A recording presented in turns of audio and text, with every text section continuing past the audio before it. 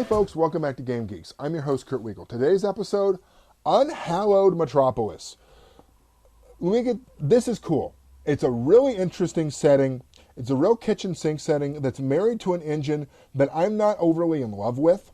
It's a little clunky for my taste. It's deadly as hell, which fits for the setting. Little commentary at the beginning. I'm noticing a preponderance of, how do I want to put this?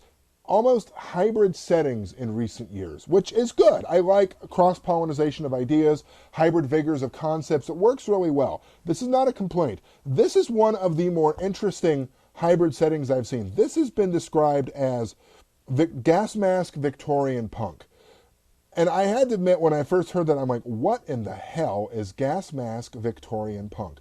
The basic premise here is that it's an alternate history and alternate future where the zombies rose, civilization almost collapsed, and to keep civilization going, this is set in London, the capital of the Neo-Victorian Empire even, where it's sort of gone back to about an 1890s level of society, culture, and technology, where you still have the undead running around in both zombie form and in vampire form.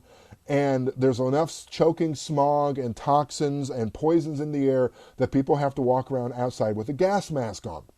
So one of the really, in my opinion, sexier things about this game is the way that a lot of the art feels very real and barely photoshopped.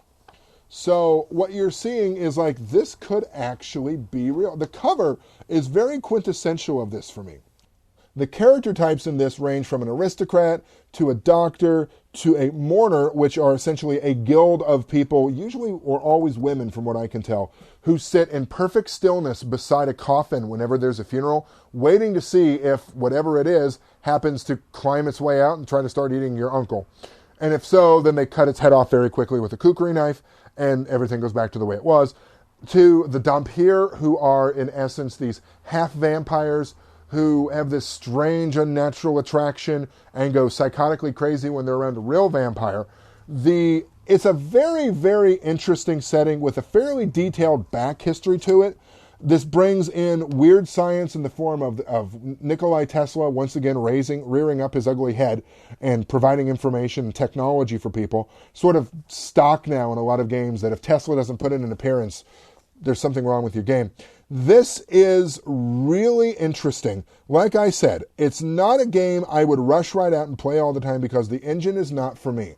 But this takes a lot of cues from Mary Shelley's Frankenstein, Bram Stoker's Dracula, a lot of the gothic horror of the time, and other movies made by Francis Ford Coppola, a lot of the gothic horror at the time, and really sets it up for a good game of considerable dark horror where your characters, they can do some stuff. They're not unpowerful, but it's also very easy for you to go down easy and get killed or worse. So why would you want to get this? If rules medium to rules heavy games don't bother you, if you're looking for a very dark, semi-futuristic yet retro setting that has a lot of good stuff attached to it, this is a really good game for you to go out and get your hands on. For Game Geeks, I'm your host, Kurt Wiegel.